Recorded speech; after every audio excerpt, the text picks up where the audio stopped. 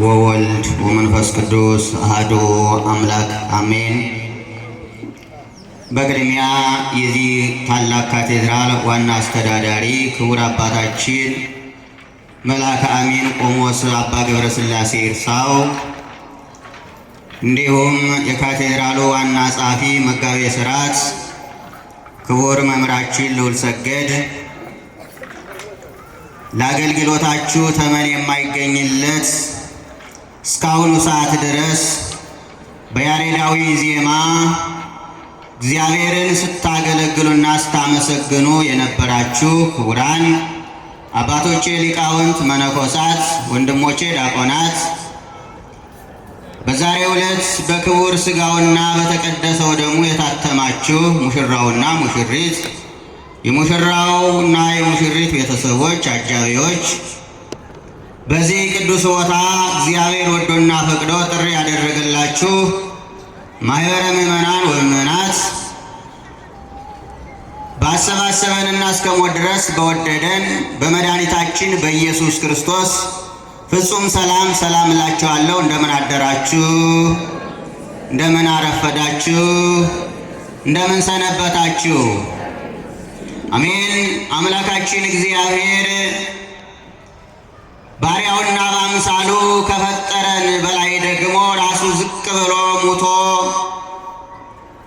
ሞትን ድል አድርጎ ሙስና መቃብርን አጥፍቶ ለዘላለሙ ሕያው እንድንሆን አስመስክሮ እስከ ዛሬ ድረስ በተስፋ እንድንኖርና ተስፋ ትንሣኤን የሰጠን ብርሃነ ትንሣኤውን የገለጸልን ይህንን ደስታ ያቀዳችን የአባቶቻችን አምላክ ልዑል እግዚአብሔር ስሙ እስከ ዘላለሙ ድረስ የተመሰገነ ይሁን። ለዳግሚያ ትንሣኤ እንኳን አደረሳችሁ አደረሰን። እልል ብላችሁ በቅድሚያ እግዚአብሔርን አመስግኑት።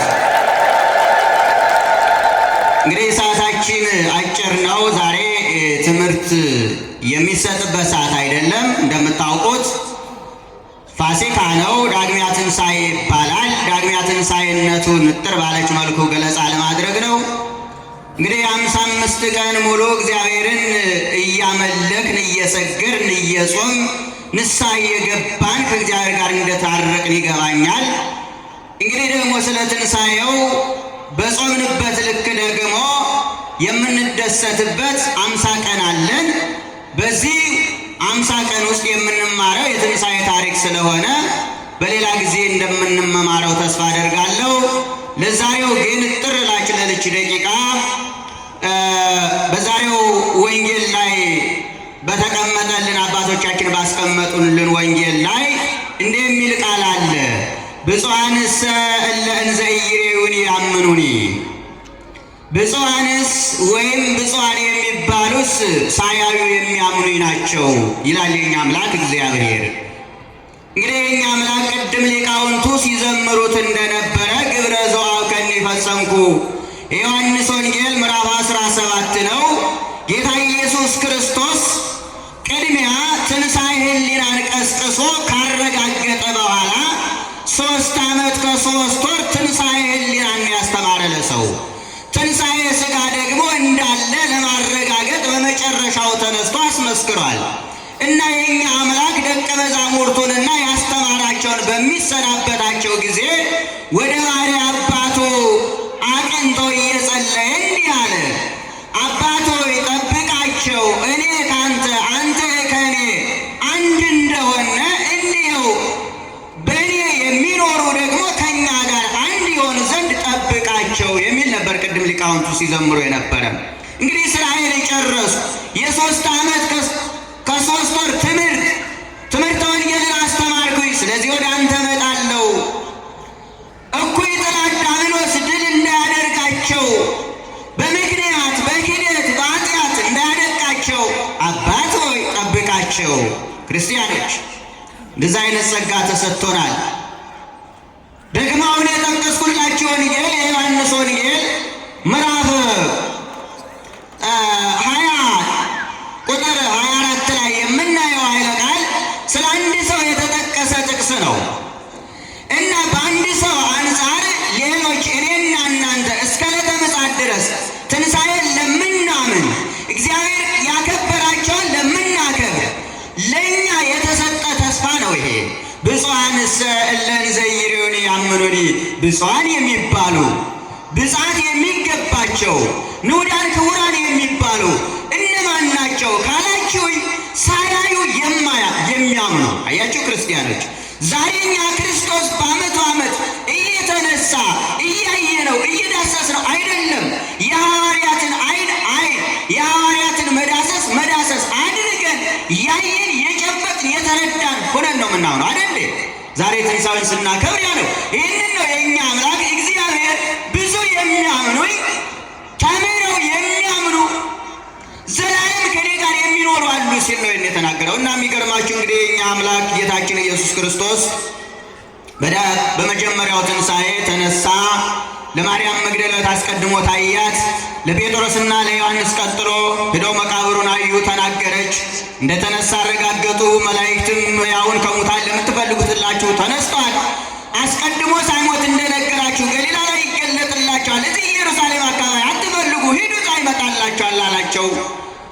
ማታውን የትንሣኤ ቤቱን ዘግተው አይሁድን ስለፈሩ ይሰቅሉናል፣ እኛንም ይገሉናል ብለው ፈርተው አይሁድን ስለፈሩ ቤታቸውን ዘግተው ሐዋርያት ሰባርዲት ተቀምጠው በነበሩበት የእኛ አምላክ ማታውኑ በተዘጋ ቤት ገብቶ እንኳን ደስ አላችሁ፣ ሞት ድል ሆነ፣ ሙስና መቃብር ጠፋ፣ እኔም ተነሳው፣ ሰላም ለእናንተ ይሁን አላቸው። ልላችሁ እግዚአብሔርን አመስግኑት እስቲ።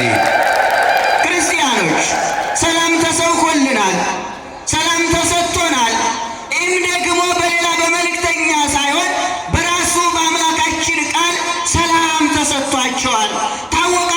ታወቃችሁበት ሰላሞቻችሁ ላይ ነው ይላል የኛ አምላክ እግዚአብሔር። ከዛ በኋላ እንግዲህ ሰባቱን መስተጻርና አጥፍቶ ነው ሰላም የሰጠን የኛ አምላክ።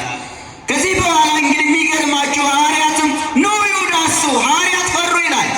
በጨለማ በዝግ ቤት ክፈቱልኝ ሳይል ስለገባ እነሆ የአምላካችን ተነስቼ ነው ሲላቸው ወመሰሎሙ ከመዘሪው መንፈስ የሚያዩ ምታት የሚያዩ መሰላቸው፣ ግራ ገባቸው፣ ደነገጡ።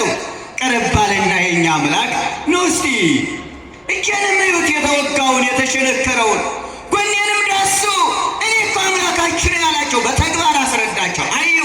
ያን ጊዜ ደግሞ ቶማስ የለም ነበር። የሚገርመው ነገር ሌሎች 10 አዩ። ቶማስ ደግሞ በሳምንተኛው ወይም ደግሞ በሌላ ቀን ሲመጣ ጌታ እኮ ተነስቶ አየነው፣ ዳሰስነው፣ ያ ሁሉ መከራ የተቀበላቸውን 13 ሕማማተ መስቀል የተፈራረቁበትን አየነው፣ እውነት ተነስቷል። እነ ማርያም መግደላዊት፣ እነ ማርያም ባውፋሪያ፣ ሌሎችም ሴቶች እንደነገሩን መላእክትም እንዳስረዱን ይኸው ተነስቶ ቤት አነጋገረን፣ ሰላም ሰጠን አሉት ለቶማስ። ቶማስ ደግሞ ጥንተ ሰዱቃዊ ትንሣኤ ሙታን የለም ከሚሉ መናፍቃን የዘር ሐረግ ያለበት ሰው ነበረና አላምንም አለ። አላምንም እንዴት ይሆናል? ሞቶ ዮሴፍና ኒቆዲሞስ ገንዘው መቃብር አወርደውት አሁንም እኔ እንደናንተ ካላየው አላምንም።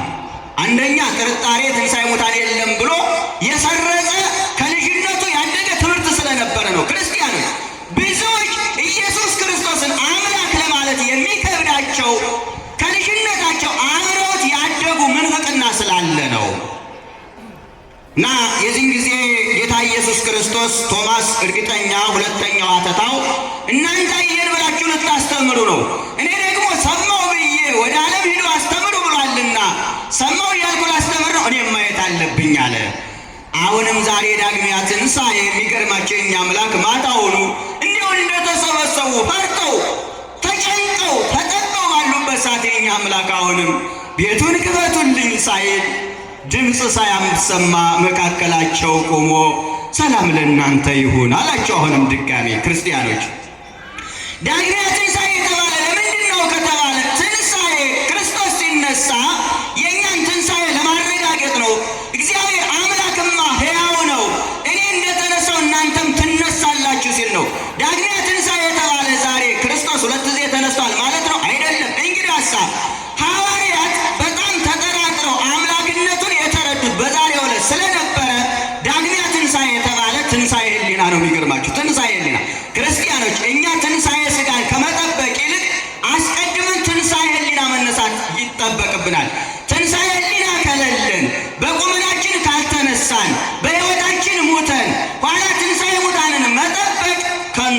ስለሚሆን እና ዛሬ እግዚአብሔር አምላካችን ቶማስና ቶማስ ለምን ትጠራጠራለህ? 3 ዓመት ሙሉ አስተምሬ እንደምሰቀል እንደምሞት እንደምነሳ ና እጅህን አምጣ ጎኔ ነኝ ደስ አለው።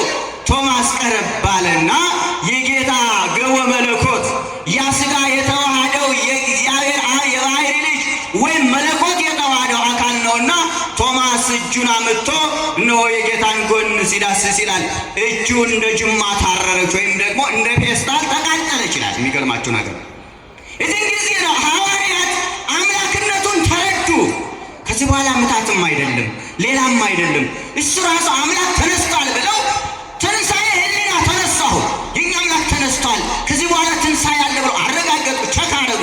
ለዚህ ነው ዳግሚያ ትንሣኤ የተባለ ሐዋርያት በሙሉ ልቦናቸው ሁሉም አመኑና ክርስቶስ ተነሳ ብለው ሰበኩ ይላልና ጌታ ይህንን አያዘና ቶማስ ስላመንክ ስላየኝ ስለዳሰስ በግድ አመንክ፣ ከዚህ በኋላ ግን ሳያዩ የሚያምኑ ብፁዓን ናቸው። አያችሁ፣ ሳያዩ የሚያምኑ ዛሬ ብዙዎች እንሰማለን። ብዙ ነገር አለ። ክርስቲያኖች ሳታዩ ሳያዩ የሚያምኑ ብፁዓን ናቸው። እንዴት ነው? እኛም በትንሣኤ ጸንተን ትንሣኤ ሥጋን ትንሣኤ በትንሣኤ ሕሊና ተመስርተን ትንሣኤ ሙታንን የምንጠብቅ በተስፋ የምንኖር ሰዎች ብፁዓን እንባላለንና እግዚአብሔር ሳያዩ የሚያምኑ ብፁዓን ናቸው ብሏልና እግዚአብሔር አምላክ ይህንን ቃል አጽንቶ ትንሣኤ ብርሃኑ እንዳደረሰን እንዲሁም ለትንሣኤ ዕርገቱ በሰላም ያድርሰን። ወስብሐት ለእግዚአብሔር። ይቆየን።